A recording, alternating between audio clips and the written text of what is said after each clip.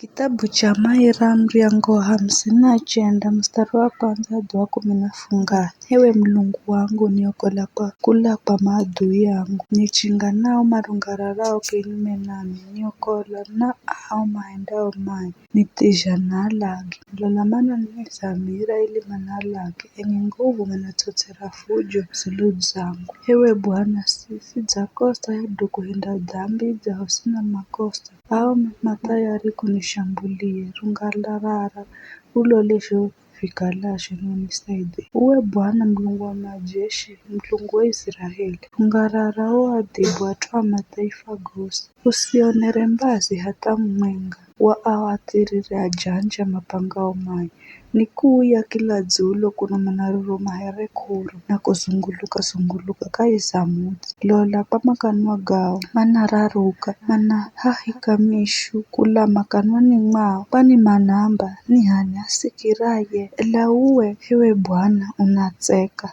unagatsea mataifa gagogosi. Ewe nguvu yangu nindakutarisa maana uwe ewe Mulungu ndiwe ngome yangu.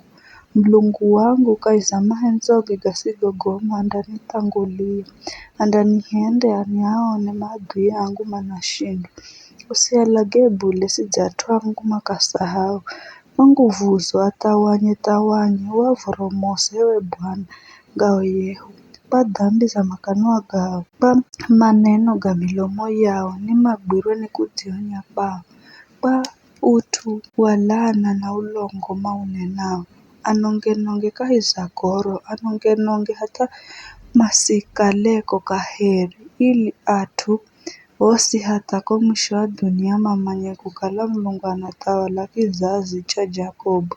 Nikuya kila dzulo kuna manaruru mahere kuro na kuzunguluka kahizamudzi manakira kuno na kuno kumala chakurya na masiho kuha manaruruma ela mimi nindaimba dzulu za nguvu za kwako wakati wa madzacha nindaimba dzulu za mahenzogo manje maana udzakala ngome yangu na chimbirio yangu wakati wa tabu.